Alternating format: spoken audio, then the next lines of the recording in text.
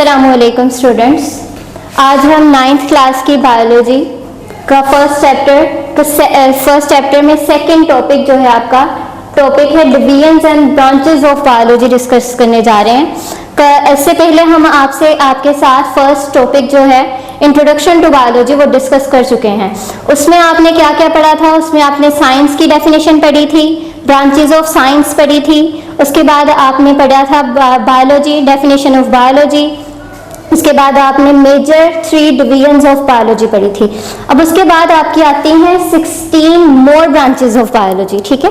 यानी आप पहले 3 ब्रांचेस ऑफ बायोलॉजी पढ़ चुके हैं, ज़ूलॉजी, बॉटनी एंड माइक्रोबायोलॉजी। अब आप उसके बाद कितनी और ब्रांचेस पढ़ने जा रहे हैं? टोटल 16 ब्रांचेस ऑफ बायोलॉजी और पढ़ने जा रहे हैं। उसमें आपका जो फर्स्ट डेफिनेशन आती है दैट इज द मॉर्फोलॉजी, ठीक है। Morphology deals with the study of form and structure. Form and structure यानी बनावट कैसी है, दिखने में कैसा है, ठीक है, यानी आउटर स्ट्रक्चर्स। किसी भी बॉडी का आउटर स्ट्रक्चर जो है आप उसको क्या बोलते हैं? Form and structure of living organisms, यानी लिविंग ऑर्गेनिजम्स के आउटर स्ट्रक्चर्स, यानी इसकी बनावट कैसी है, दिखने में कैसा है, ठीक है, वो सारी की सारी आपका क्या कहलाता है? मॉर्फोलॉजी। आगे आपको एग्जांपल्स चंद नजर आ रही होंगी, शेप कैसी है उसकी, ठीक है, उसका कलर कैसा है, ये आउटर यानी बाहर की चीजें है सारी, पैटर्न कैसा है, साइज कितना है, एक्सेट्रा। ये सारी की सारी चीजें किस में आती हैं? आपकी मॉर्फोलॉजी में। अब ये प्लांट्स के लिए भी है, एनिमल्स के लिए भी है, ठीक है। लिविंग ऑर्गेनिजम्स की बात हो रही है तो आपने कितने किस्म के लिविंग ऑर्गेनिजम्स पढ़े थे? Animals, plants and micro organisms, यानी बैक्टीरिया के भी, कि वो दिखने में कैसे हैं, शेप कैसी है उनकी, उनका रंग कैसा है, पैटर्न क्या है उनका, ठीक है, उसके बाद उनका साइज कितना है। ये सारी की सारी इंफॉर्मेशन किस में आ जाती है? मॉर्फोलॉजी। मैंने आपको पहले भी बताया था बेटा कि साइंस बहुत वास्ट सब्जेक्ट है जिसको आप अकेला नहीं पढ़ सकते, इसीलिए हम उनको पहले 4 ब्रांचेस में डिवाइड कर चुके हैं, यानी बायोलॉजी, केमिस्ट्री, फिजिक्स और मैथमेटिक्स में। उसके बाद आपने बायोलॉजी को लिया, उसको आपने 3 मेजर डिवीजन्स में डिवाइड किया, ज़ूलॉजी, बॉटनी, माइक्रोबायोलॉजी। अब इतनी सारी इंफॉर्मेशन है कि आप 3 उन डिवीजन्स में भी नहीं पढ़ सकते, इसीलिए आपने उनको और डिवाइड कर दिया, ठीक है। ये और डिवीजन है, यानी इसको डिवाइड करने का मकसद क्या है? ताकि आप आसानी से पढ़ सके। अब मॉर्फोलॉजी में आप पढ़ने क्या जा रहे हैं? सिर्फ और सिर्फ उसका आउटर स्ट्रक्चर, ठीक है। आप अंदर की बातें नहीं पढ़ेंगे, सिर्फ बाहर से कि वो कैसा नजर आता है, ठीक है, कैसा कलर है उसका, वो चलने फिरने में कैसा है, ठीक है, उस साइज क्या है उसका। सिर्फ और सिर्फ आउटर स्ट्रक्चर की इंफॉर्मेशन किस में पढ़ रहे हैं? मॉर्फोलॉजी में। उसके बाद आ जाते हैं आप एनाटॉमी पे, सेकेंड ब्रांच। अच्छा जी, सेकेंड ब्रांच है anatomy, the study of internal structure, ठीक है, स्टडी ऑफ इंटरनल स्ट्रक्चर, यानी सिर्फ और सिर्फ इंटरनल स्ट्रक्चर्स को पढ़ेंगे, बाहर वाली चीजों को नहीं पढ़ेंगे, ठीक है। आपने मॉर्फोलॉजी में क्या पढ़ा था? आउटर स्ट्रक्चर्स को, और एनाटॉमी में क्या पढ़े हैं? Internal structure. For example liver कहाँ है? आपकी बॉडी के अंदर, ठीक है। आपकी बॉडी में जितने भी और आपके ऑर्गन्स हैं, आपका हार्ट है, आपका लिवर है, आपका स्टमक है, आपके लंग्स हैं, आपकी बॉडी की इंटरनल स्ट्रक्चर्स की जितनी भी आपकी खसूसियात हैं या जितने भी आपकी कैरेक्टरिस्टिक्स हैं, उसको आप किसमें पढ़ेंगे? एनाटॉमी में। सिर्फ एनिमल्स नहीं, प्लांट्स भी। प्लांट्स के अंदर कितने आपके जो प्लांट्स में ऑर्गन नहीं होते बेटा, उनमें क्या होते हैं? टिश्यूज होते हैं, ठीक है। उसमें आप पढ़ते हैं जाइलम क्या है, वेसल क्या है, वाटर कैसे कंडक्ट करता है, जाइलम जो आपका फ्लोएम है वो जो आपकी फूड है वो कैसे कंडक्ट करता है। इसी तरीके से आप बैक्टीरिया पे आ जाएं, बैक्टीरिया के अंदर आपके इंटरनल जो उनके ऑर्गन्स होते हैं, उनका सेल है, उनका वैक्यूल है, यानी सिर्फ और सिर्फ इंटरनल स्ट्रक्चर्स की स्टडी को क्या बोलेंगे? एनाटॉमी बोलेंगे, ठीक है। फर्स्ट 2 क्लियर है। उसके बाद है आपका 4th one, that is the histology, ठीक है। 3rd वन क्या है? Histology, the microscopic study of tissue, ठीक है। माइक्रोस्कोप के जरिए टिश्यू की स्टडी को क्या बोलते हैं? हिस्टोलॉजी, ठीक है। हिस्टोलॉजी यानी एपिडर्मल टिश्यू। एपिडर्मल आपकी स्किन के टिश्यूज को बोलते हैं, ठीक है। एपिडर्मल टिश्यूज हैं आपके जाइलम के टिश्यू हैं, आपके फ्लोएम के टिश्यू हैं, ठीक है। हर किस्म के जो टिश्यूज हैं, बेशक वो आपके प्लांट्स के हैं, बेशक वो आपके एनिमल्स के हैं, बेशक वो आपके माइक्रो ऑर्गेनिजम्स के हैं, उनकी स्टडी माइक्रोस्कोप के जरिए करें तो उसको क्या बोलते हैं, हिस्टोलॉजी। यानी इस ब्रांच में आप सिर्फ और सिर्फ किसकी स्टडी कर रहे हैं, टिश्यूज की, यानी और किसी चीज को नहीं छेड़ रहे आप। अच्छा जी, क्लियर है। उसके बाद है आपकी fourth branch, that is the cell biology. Cell जो है that is the unit of life, ठीक है, आपकी जिंदगी का फर्स्ट जो यूनिट है जिसके जरिए आपकी जिंदगी वजूद में आती है, that is called the cell, ठीक है, यूनिट ऑफ लाइफ। अब यूनिट ऑफ लाइफ जो है सेल बायोलॉजी में हम स्टडी क्या करने जा रहे हैं, study about the structure and the function of cell. Cell का स्ट्रक्चर, उसका फंक्शन, दिखने में क्या है, वो काम क्या करता है। स्ट्रक्चर बोलते हैं वो दिखने में कैसा है, ठीक है, उसके बाद फंक्शन, वो काम क्या करता है, दोनों को पढ़ेंगे। एंड सेल ऑर्गेनेलिस, अब सिर्फ सेल को नहीं पढ़ना, उसके अंदर के ऑर्गेनेलिस को भी पढ़ना है, ठीक है। यानी जैसे कि हम ह्यूमन है ना, हम ह्यूमन की अपनी स्टडी करते हैं तो हमारे अंदर जो है वो ऑर्गन्स हैं, हम उनको भी स्टडी करेंगे, ठीक है। तो सेम इसी तरीके से आप सिर्फ सेल की स्टडी नहीं कर रहे हैं, आप उसके ऑर्गेनेलिस की भी स्टडी कर रहे हैं। अब यहाँ पे मैंने एक सिंपल सा सेल बनाया है, ये कौन सा सेल है, प्लांट सेल। कौन सा सेल है, प्लांट सेल, ठीक है। अब प्लांट सेल है, ये पूरा का पूरा उसका स्ट्रक्चर है, ठीक है। ये आपको प्लांट सेल नजर आ रहा होगा, ये पूरा का पूरा उसका स्ट्रक्चर है, यानी उसकी बाउंड्री आपको दो नजर आ रही है, ये अंदर उसकी जितनी भी चीजें हैं ये उसकी सारी की सारी ऑर्गेनेलिस हैं, ठीक है। हम सिर्फ और सिर्फ स्ट्रक्चर ऑफ सेल नहीं पढ़ रहे हैं, हम उसके ऑर्गेनेलिस के फंक्शन को भी पढ़ रहे हैं, फिर आप बोलेंगे सेल बायोलॉजी। अगर आप सिर्फ लिखेंगे the study about the structure of the cell, wrong है। अगर आप लिखेंगे the study about the function of the cell, wrong है। अगर आप सिर्फ लिखेंगे study about the cell organelles, ये भी रॉन्ग है। आप तीनों चीजों को स्टडी करेंगे फिर सेल बायोलॉजी पूरी होगी, ठीक है।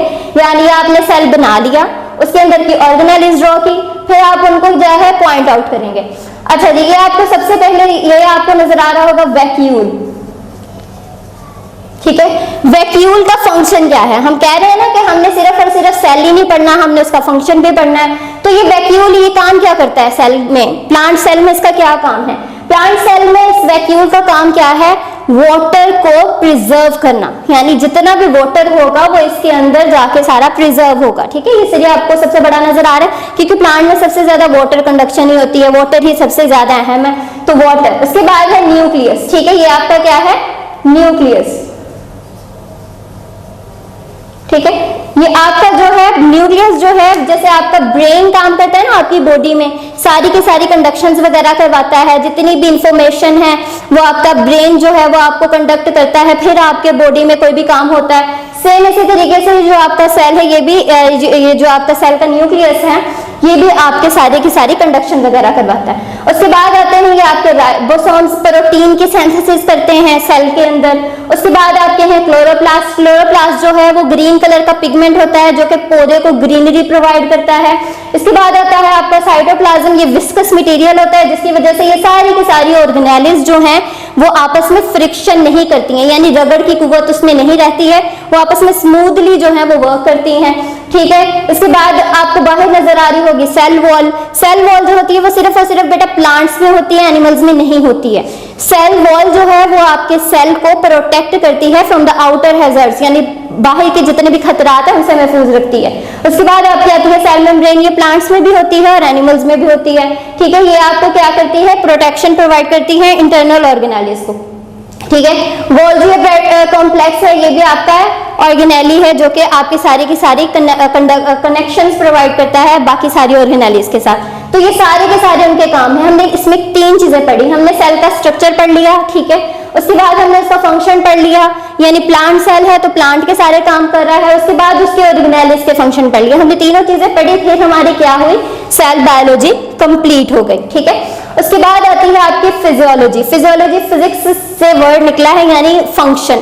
फिजिक्स में हम फंक्शनिंग वगैरह पढ़ते हैं ना सारी चीजों की, तो उसी तरीके से physiology deals with the function of different parts of living organism, यानी लिविंग ऑर्गेनिजम्स के डिफरेंट पार्ट्स के फंक्शंस को क्या बोलेंगे, फिजियोलॉजी, ठीक है। यानी आपकी बॉडी के जितने भी पार्ट्स हैं, हर बॉडी पार्ट का अपना अपना फंक्शन है, तो हर बॉडी पार्ट को हम क्या बोलेंगे, फिजियोलॉजी। यानी मेरे हैंड का फंक्शन है, मेरी आर्म्स का फंक्शन है, मेरी आईज का फंक्शन है, यानी मेरे बॉडी पार्ट से, यानी structure of human body, study of human body, यानी आपकी पूरी की पूरी जो स्टडी ऑफ ह्यूमन बॉडी है वो आपके किस में आ जाती है, फिजियोलॉजी में आ जाती है। ठीक है। उसके बाद है आपके 6 जो है that is the genetics. Genetics जो है वो जीन्स से आपने स्टडी करनी है, यानी इसमें जीन्स स्टडी करनी है। The study of the genes and their role in inheritance. Inheritance किसे बोलते हैं? विरासत को, यानी आपकी इंफॉर्मेशन जो आपके पेरेंट्स से आप तक आती है उसकी स्टडी जो है वो जेनेटिक्स में आती है सारी की सारी। स्टडी ऑफ जीन्स, बेटा आपको क्या नजर आ रहा है? क्रोमोसोम। क्रोमोसोम कहाँ होता है? ये आपका हमने सेल पढ़ा था ना, इसमें आपने न्यूक्लियस पढ़ा था। न्यूक्लियस के अंदर होता है आपका डीएनए, ठीक है, यानी क्रोमोसोम्स के ऊपर आपका डीएनए होता है, डीऑक्सी राइबोन्यूक्लिक एसिड। उसके ऊपर आपकी होती है जीन्स। ये जीन्स जो होती है बेटा सारी की सारी इंफॉर्मेशन प्रोवाइड करती हैं आपको। आपकी आंखों का रंग क्या होगा, आपके बालों का रंग क्या होगा, आपका स्किन का कलर क्या होगा, आपकी हाइट कितनी होगी, और ये सारी इंफॉर्मेशन आती कहाँ से है? आपके पेरेंट्स से, ठीक है। आपके पास टोटल 46 क्रोमोसोम्स होते हैं। कितने क्रोमोसोम्स होते हैं? 46 क्रोमोसोम्स, ठीक है। अब ये 46 क्रोमोसोम्स बेटा कहाँ होते हैं? पेरेंट्स में आपके। अब जब आपकी डिवीजन होनी होती है, सेल की डिवीजन होनी होती है, तो सेल जब डिवाइड होता है तो उसमें से जो आपके 46 क्रोमोसोम्स हैं वो हाफ में डिवाइड हो जाते हैं, यानी 23 तो पेरेंट्स में रह जाते हैं। उसके बाद जो 23 है वो आपकी बॉडी में आ जाते हैं, यानी 23 from the male and 23 from the female. Total मिला के आपके बॉडी में कितने हो जाएंगे? 46। और जो आपकी पेरेंट्स की बॉडी में 23 रह गए थे, they can replicate their self, यानी वो अपने आप को दोबारा से बना लेते हैं। यानी एक क्रोमोसोम अगर टूट जाता है ना तो ये सेम ऐसा नया क्रोमोसोम बना सकता है, यानी हाफ आ जाते हैं। इसमें से हाफ आपके पेरेंट के पास रह जाएगा, हाफ आपके पास आ जाएगा। अब इसका मतलब ये नहीं है उनके पास हाफ ही रह जाएगा, जब वो आपको दे देंगे वो अपना नया क्रोमोसोम दोबारा से बना भी लेंगे, ठीक है। वो आपको देने के बाद अपना नया क्रोमोसोम बना भी लेंगे। इसी तरीके से आपके पास 23 कहाँ से आएंगे? From the mother and 23 from the father, ठीक है। तो आपके पास टोटल 46 क्रोमोसोम हो जाएंगे, ठीक है। अब वो टोटल 46 क्रोमोसोम किसका कॉम्बिनेशन है? फादर और मदर दोनों का, यानी आपके पास दोनों की इंफॉर्मेशन आई है। इसीलिए यहाँ पे वर्ड जो है वो इनहेरिटेंस आया है, विरासत, ठीक है। कहाँ से आई विरासत? आपके दोनों, मदर से भी और फादर से भी। इसीलिए आपको कभी भी देखेंगे तो कोई आपको कहता है आप अपने, ये तो अपने फादर जैसा है, या कोई कहता है आपकी मदर जैसा है। उनको कैसे पता चलता है? उनको आपकी ये जो जितने भी फीचर्स हैं उनको देख के पता चलता है। कईयों का कलर आपकी मम्मा जैसा होता है, जो हेयर्स होते हैं वो अपने फादर जैसे होते हैं, हाइट जो है वो पापा जैसी चली जाती है। तो देखने से अक्सर फीचर्स जो हैं वो आपकी मदर या फादर से मिलते हैं। इसीलिए आपको पता चल जाता है कि ये फलां का बेटा है या फलां की बेटी है। वो कहाँ से आती है? वो सारी की सारी इंफॉर्मेशन कहाँ से आती है? आपकी जीन्स के जरिए, जो कि आपने इनहेरिट की है फ्रॉम देयर पेरेंट्स, ठीक है। यानी ये सारी की सारी इंफॉर्मेशन कहाँ है? आपके क्रोमोसोम्स के ऊपर है, और वो आपने कहाँ से लिए थे? अपने वालिदैन से। इसीलिए इनहेरिटेंस का मतलब क्या है? Means transmission of characters. किसकी? ट्रांसमिशन, यानी कैरेक्टर्स जो हैं जितने भी किस्म के हैं वो आपने हासिल किए हैं, characters from the generation to other generation, यानी एक जनरेशन से दूसरी जनरेशन में कैरेक्टर्स की ट्रांसमिशन क्या कहलाती है? इनहेरिटेंस। अब इसमें तो आपकी एक एक डेफिनेशन थी, मॉर्फोलॉजी की डेफिनेशन, एनाटॉमी की डेफिनेशन, हिस्टोलॉजी की डेफिनेशन, सेल बायोलॉजी की डेफिनेशन, फिजियोलॉजी की डेफिनेशन। जेनेटिक्स में आपकी 2 डेफिनेशन है। पहले तो आपको पूछ सकते हैं what is genetics? The study of genes and their roles in inheritance is called genetics. Second question आपको क्या पूछ सकते हैं? What is inheritance? इनहेरिटेंस क्या है? विरासत किसे बोलते हैं? तो आप ये लिखेंगे, inheritance means transmission of characters from one generation to other generation. Is it clear? अच्छा जी। उसके बाद है आपका 7th वन, एम्ब्रियोलॉजी, ठीक है। एम्ब्रियोलॉजी है development of embryo to new individual. Embryo किसे बोलते हैं? एम्ब्रियो बेटा होता है फर्स्ट सीडलिंग, जो कि आपका, जब आप सीड लगाते हैं ना, कोई भी बीज लगाया आपने जमीन में, उसके बाद उसके नीचे से रूट्स निकल आती हैं, उसके बाद जमीन के फूटने से जो फर्स्ट आपको छोटी सी पौधा नजर आता है वो एम्ब्रियो कहलाता है, ठीक है। फर्स्ट सीडलिंग, ठीक है। यानी अगर आपने कभी भी पी का प्लांट देखा हो, मटर देखा हो, तो उसके ऊपर छोटी सी आपको छोटा सा पौधा सा नजर आता है, वो आपका एम्ब्रियो होता है, यानी फर्स्ट सीडलिंग, यानी सीड में से निकलने वाली फर्स्ट चीज जो भी नजर आ रही है आपको, that is called the embryo, ठीक है। फर्स्ट सीडलिंग जो कि आपका सीड में से निकलता है वो आपका एम्ब्रियो कहलाता है। और उस एम्ब्रियो की पूरी स्टडी अब वो निकल आया है, वो बड़ा कैसे होगा, उसमें से ब्रांचेस निकलेंगे, उसके ऊपर फ्लावर्स लगेंगे, फ्लावर्स में से फल बनेगा, सारी की सारी इंफॉर्मेशन एम्ब्रियोलॉजी हमने पढ़नी क्या थी, स्टडी ऑफ एम्ब्रियो, यानी एम्ब्रियो बड़ा कैसे हुआ, ठीक है, उसकी ब्रांचेस कैसे निकली, उस पे लीव्स कैसे लगे, उसमें फ्लावर कैसे बना, फ्लावर के अंदर ओवरी बनी, ओवरी से फ्रूट, ठीक है, फ्रूट के अंदर से फिर से बीज निकल आए, यानी पूरा एक साइकिल है। The study of embryo is called the embryology. 8th one है आपकी taxonomy, the study of naming and classifying of the organisms into groups and सब ग्रुप्स, यानी आपके प्लांट्स को नाम देने का काम, यानी प्लांट्स को ही नहीं, सिर्फ एनिमल्स को भी और माइक्रो ऑर्गेनिजम्स को भी, उनका नाम कैसे रखा जाए, उनको आप डिवाइड कैसे करें कि आपके लिए आसान हो जाए, ठीक है। जैसे कि आपने देखा होगा कि प्लांट्स कितनी किस्म के होते हैं, ठीक है, हर्ब्स होती हैं, छोटी छोटी आपको जो पौधे नजर आते हैं, यानी घास वगैरह, उसके बाद होती हैं श्रब्स, जिसकी टहनी भी निकल आती है, पौधा जरा बड़ा हो जाता है, उसके बाद आपका आता है ट्री, जो पूरा बड़ा तना होता है, उसके ऊपर पूरे पूरे पौधे आपके पत्ते निकल आते हैं, ठीक है। अब ये पूरा आपके क्या है, ये ब्रांच, इनको आप अगर सिर्फ प्लांट्स की स्टडी करेंगे तो प्लांट्स में तो बहुत सारे प्लांट्स आ जाते हैं, आप किस किस को स्टडी करेंगे, ठीक है, तो उसकी भी आगे आपने क्या है, डिवीजन कर देनी है, यानी आपके कॉनिफर्स हैं जिनके ऊपर कॉन्स लगती हैं, आपके एंजियोस्पर्म्स हैं, आपके जिम्नोस्पर्म्स हैं, आपके वीड्स हैं, सब किस्म के प्लांट्स को आप इकट्ठे नहीं पढ़ सकते, तो उनको आपने क्या है, नेक्स्ट डिवाइड कर दिया है डिफरेंट ब्रांचेस में। इसी तरीके से आपके जो एनिमल्स हैं, एनिमल्स को भी आप इकट्ठा नहीं पढ़ सकते। अब एनिमल्स में आपके सबसे पहले एम्फीबियंस आ जाते हैं, जो कि सिर्फ और सिर्फ पानी में रहते हैं, ठीक है। एम्फीबियन, उसके बाद आपकी फिशेस आती हैं जो सिर्फ और सिर्फ पानी में रहती हैं। एम्फीबियंस जो है वो अंडे जो है वो पानी में देते हैं, लेकिन जिंदा रह सकते हैं जमीन के ऊपर भी, लेकिन फिशेस जो है वो सिर्फ और सिर्फ पानी में रहती हैं। इसके बाद आ जाते हैं आपके वर्टिब्रेट्स, जो पानी में भी रह सकते हैं, जमीन में भी रह सकते हैं, लेकिन अंडे कहाँ देते हैं, जमीन के ऊपर। उसके बाद आ जाते हैं आपकी एविस, यानी कि बर्ड्स जो है वो हवा में उड़ते हैं, अंडे कहाँ देते हैं, घोंसलों के अंदर, ठीक है। उसके बाद आ जाते हैं आपके मैमल्स जो है वो बेटा अंडे नहीं देते, वो बच्चे देते हैं, ठीक है। तो ये सारी के सारी आपकी डिवीजन्स हैं। अब हम जब एनिमल्स की बात करते हैं तो हमारे दिमाग में बहुत सारे एनिमल्स आ जाते हैं, लेकिन अगर हम उनको डिवाइड कर दें, यानी फिशेस में, एम्फीबियंस में, ठीक है, बर्ड्स में, उसके बाद आप मैमल्स में, तो हमारे लिए पढ़ना आसान हो जाएगा। तो हम इनको डिवाइड कर रहे हैं इनटू ब्रांचेस, इसीलिए टैक्सोनॉमी क्या बोलते हैं, क्लासीफाई, यानी तरतीब देना, ठीक है, चीजों को तरतीब दे लें ताकि हमारे लिए पढ़ना आसान हो जाए। तो हम एनिमल्स को भी जो है वो डिफरेंट ब्रांचेस में या डिफरेंट कैटेगरीज में डिवाइड कर देते हैं ताकि हमारे लिए पढ़ना आसान हो जाए। तो स्टडी ऑफ नेमिंग मतलब नाम देना। जैसे कि एक चीज के बहुत सारे नाम होते हैं, प्याज को देख लें, प्याज को आप गंडा भी बोलते हैं, प्याज को आप प्याज बोलते हैं, अनियन भी बोलते हैं। डिफरेंट कंट्रीज में प्याज के डिफरेंट नाम है, हत्ता के डिफरेंट प्रोविंसेस में डिफरेंट नाम है प्याज के। तो अगर आप किसी और प्याज में जाके आप किसी और कंट्री में जाके प्याज बोलते हैं तो उनको नहीं समझ आएगा, वो अनियन बोलते होंगे। तो साइंस ने क्या किया, साइंस ने एक साइंटिफिक नेम जो है वो डिराइव कर दिए हर ऑर्गेनिज्म के लिए, सिर्फ एनिमल्स, प्लांट्स और माइक्रो ऑर्गेनिज्म के लिए नहीं, हर किस्म के ऑर्गेनिज्म के लिए अलग साइंटिफिक नेम बना दिए ताकि किसी भी मुल्क में या किसी भी प्रोविंस में जाके आप उसका नाम लें तो उसको समझ आ जाए आप किस चीज के बारे में पढ़ रहे हैं। इसी तरह जो आपका प्याज है उसका साइंटिफिक नेम है एलम सीपा, ठीक है, एलम सीपा।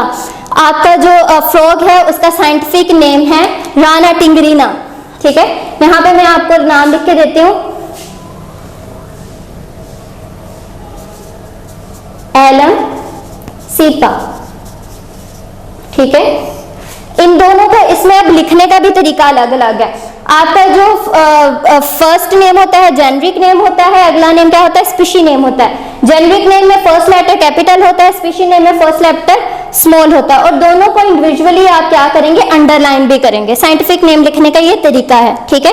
इसी तरीके से डिफरेंट चीजों के डिफरेंट नाम होते हैं, वो जैसे जैसे आप नेक्स्ट चैप्टर में जाएंगे आप पढ़ते जाएंगे। यहाँ तक आपका क्लियर हो गया है। स्टडी ऑफ नेमिंग यानी नाम देने का काम, क्लासीफाई उनको तरतीब देना, ऑर्गेनिजम्स को ग्रुप्स में, और अगर ग्रुप्स में भी स्टडी आपसे नहीं होता तो उनके भी आगे सब ग्रुप्स में डिवाइड कर दें ताकि आप ऑर्गेनिजम्स को आसानी से पढ़ सकें। क्या कहलाती है, टैक्सोनॉमी, ठीक है।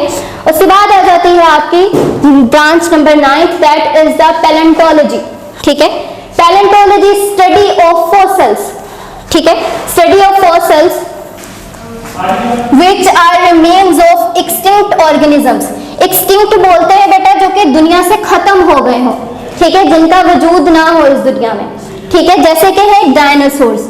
अब देखें हमें पता चला डायनासोर्स इस दुनिया में मौजूद थे, कैसे पता चला?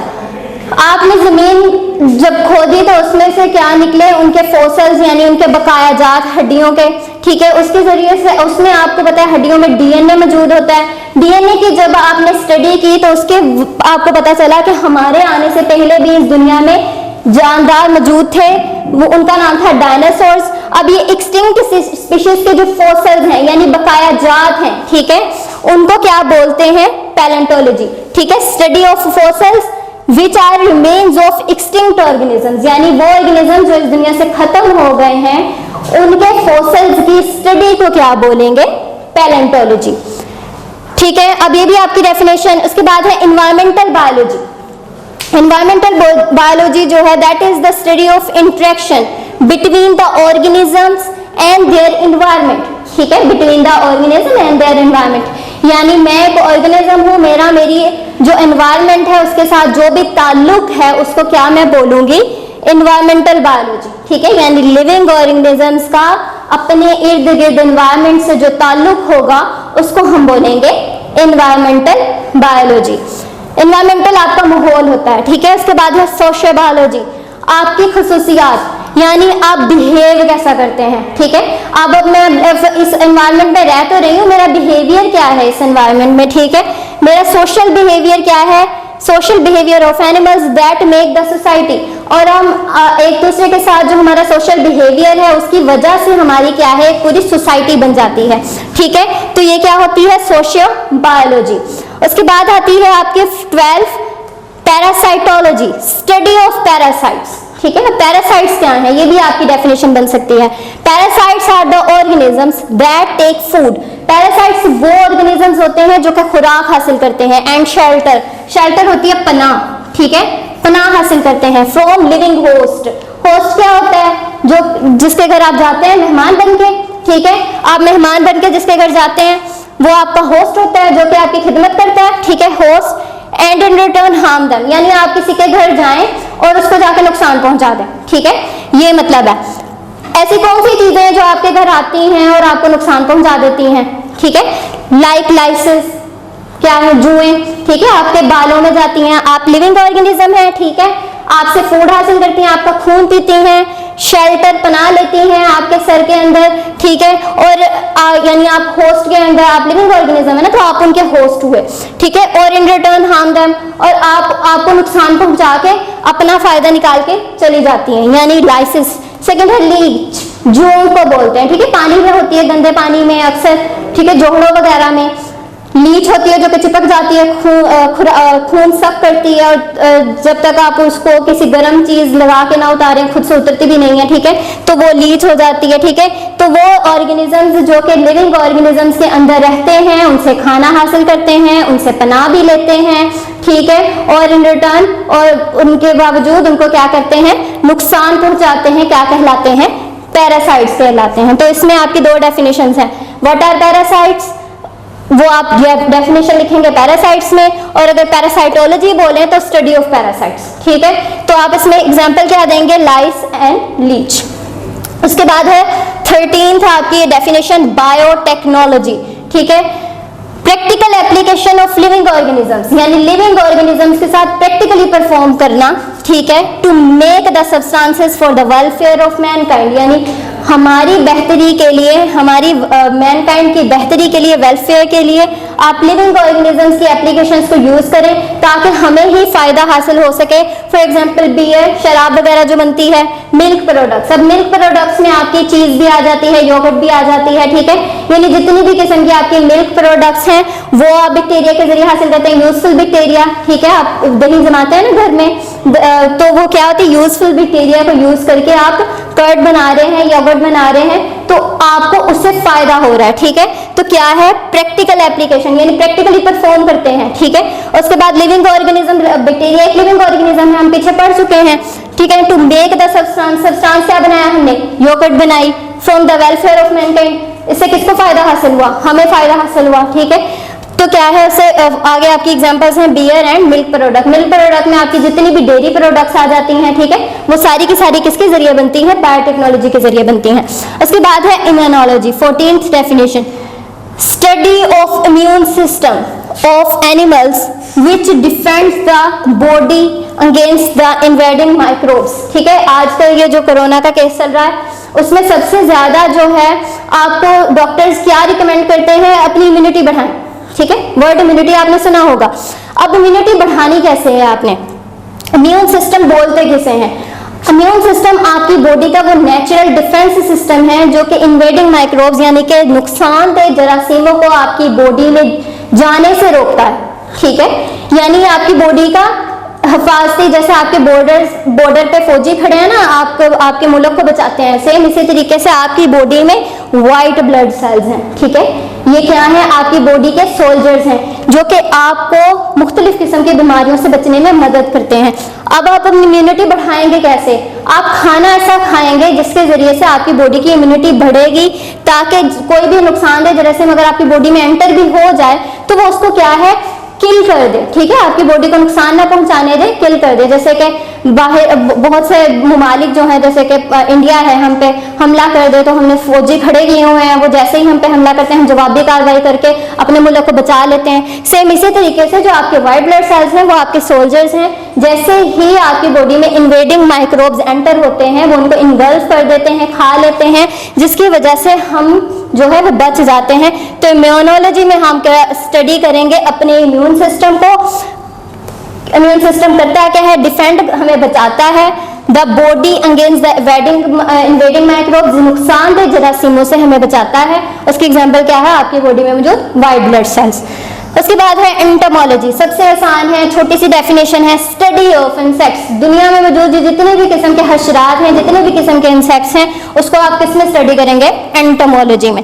उसके बाद है आपकी फार्माकोलॉजी। ठीक है, फार्मेसी से रिलेटेड है। अब फार्मेसी में भी आपको पता है किसके बारे में स्टडी कर सकते हैं? Study of drugs and there effects on the system of human body. ठीक है, स्टडी ऑफ ड्रग्स, मुख्तलिफ किस्म की अदवायात की स्टडी करना। ठीक है, और उनका आपकी बॉडी पे इफेक्ट क्या होता है उसके बारे में भी स्टडी करना क्या कहलाता है? फार्माकोलॉजी। अब यहाँ पे आपको दो बेटा यहाँ बॉक्सेस नजर आ रहे होंगे। आपकी बॉडी, आपका जो बुक है, आपकी जो बुक है उसमें जो है वो बहुत सारे छोटे छोटे बॉक्सेस बने होते हैं साइड पे। ठीक है, वो बहुत इंपॉर्टेंट आपके शॉर्ट क्वेश्चन बन सकते हैं। ठीक है, उसमें से आपका एमसीक्यू भी आ सकते हैं, तो वो आपने कभी भी जो है उनको आपने इग्नोर नहीं करना है, उनको साथ साथ पढ़ना है। तो फर्स्ट आपका जो साइड बॉक्स है उसमें लिखा है मेजर बायोलॉजिकल इश्यूज। आपको शॉर्ट क्वेश्चन आ सकता है, what are the major biological issues of today. ठीक है, आपके बायोलॉजिकल इश्यूज कौन से हैं? तो आपका सबसे पहला बायोलॉजिकल इश्यू क्या है? ह्यूमन पॉपुलेशन ग्रोथ, यानी कि ह्यूमन जो इंसान है उनकी पॉपुलेशन ग्रोथ बहुत ज्यादा हो गई है, बहुत ज्यादा है, और ह्यूमन से हम इधर आपकी अर्थ पे, जिसकी वजह से एक मेजर बायोलॉजिकल इशू है। उसके बाद है इन्फेक्टिशियस डिजीजेस, बहुत सारी ऐसी डिजीजेस जो कि आपको नुकसान पहुंचाती हैं, आपको इन्फेक्ट करती हैं। उसके बाद है एडिक्टिव ड्रग्स। ड्रग्स तो बेटा हर मेडिसिन को ही बोलते हैं, लेकिन अगर एडिक्टिव ऐसी अदवायात जिसकी आपको आदत हो जाए। ठीक है, एडिक्शन का मतलब होता है आदत हो जाना, यानी ड्रग्स, हर किस्म की अदवायात को ड्रग ही बोलते हैं, और ड्रग जो है वो नुकसानदेह नहीं होती हैं, लेकिन अगर उस ड्रग की आपको एडिक्शन लग जाए, यानी अगर आपको आदत लग जाए और आप उसके बगैर जिंदा ना रह सकते हो, तो फिर उनको एडिक्टिव ड्रग्स बोलते हैं। ये भी एक मेजर बायोलॉजिकल इशू है। उसके बाद है पॉपुलेशन, आबादी का बढ़ना।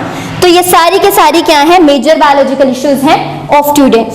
सेकंड आपका शॉर्ट क्वेश्चन बन सकता है मॉलिक्यूलर बायोलॉजी यानी बायोकेमिस्ट्री। ठीक है, ये हम आगे भी पढ़ेंगे, आपके relation of biology with other sciences में भी आता है, लेकिन इधर छोटी सी डेफिनेशन है, ये भी करनी है आपने। Molecular biology biochemistry deals with the study of molecules of life, यानी आपकी जिंदगी में, यानी आपकी जिंदगी में इस्तेमाल होने वाले मॉलिक्यूल्स को क्या बोलते हैं? Molecules of life.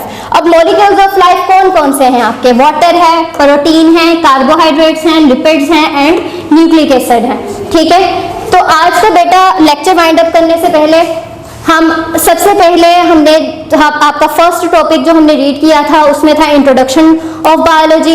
Introduction of biology में आपने कितनी किस्म की डेफिनेशंस पढ़ी थी? सबसे पहले आपकी आई थी डेफिनेशन ऑफ साइंस।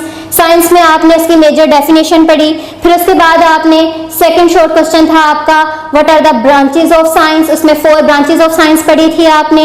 उसमें क्या थी? बायोलॉजी थी, केमिस्ट्री थी, फिजिक्स थी, मैथमेटिक्स था। उसके बाद आपकी जो थर्ड वन क्वेश्चन था उसमें था व्हाट इज बायोलॉजी, बायोलॉजी की डेफिनेशन। आज हमने अपना फर्स्ट लेक्चर जो है वो वाइंड अप कर लिया है। इसमें हमने स्टडी क्या क्या किया है। फर्स्ट टॉपिक हमारा क्या था? फर्स्ट टॉपिक था introduction to biology. Introduction to biology में बेटा हमारे शॉर्ट क्वेश्चन है। फर्स्ट शॉर्ट क्वेश्चन था साइंस, व्हाट इज साइंस। उसके बाद आपका था second short question branches of science. इसमें आपने 4 ब्रांचेस ऑफ साइंस पढ़ी थी, फिजिक्स, केमिस्ट्री, बायो, मैथमेटिक्स।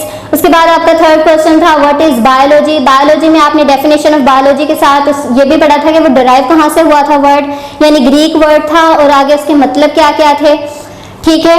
और यानी बायो का मतलब लाइफ और लोगस का मतलब थॉट्स एंड रीजनिंग।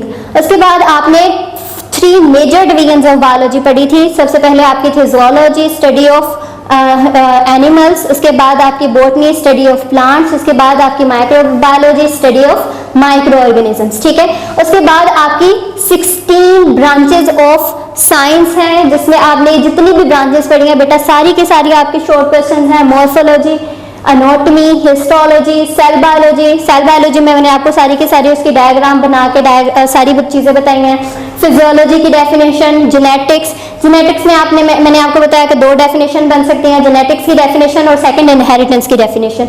उसके बाद आपकी एम्ब्रियोलॉजी, टैक्सोनॉमी, ठीक है। उसके बाद आपकी आ जाती है palaeontology, environmental biology, social biology, parasitology. Parasitology में भी बेटा आपकी 2 डेफिनेशंस थी।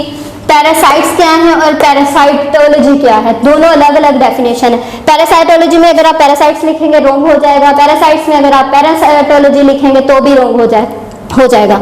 आपको पता होना चाहिए कि पैरासाइट्स में ये बताना है कि parasites are the organisms that take food and shelter from living host and in return harm them. और अगर पैरासाइटोलॉजी पूछ लें तो सिर्फ आपने बताना है स्टडी ऑफ पैरासाइट्स, ठीक है। उसके बाद आ जाइए आपकी बायोटेक्नोलॉजी, इम्यूनोलॉजी, एंटोमोलॉजी और फार्माकोलॉजी। और लास्ट में मैंने आपको 2 साइड बॉक्सेस जो आपकी बुक में हैं उनके बारे में आपको बताया है कि मेजर बायोलॉजिकल इश्यूज क्या हैं आपके, और उसके बाद है मॉलिक्यूलर बायोलॉजी की डेफिनेशन। अल्लाह हाफिज।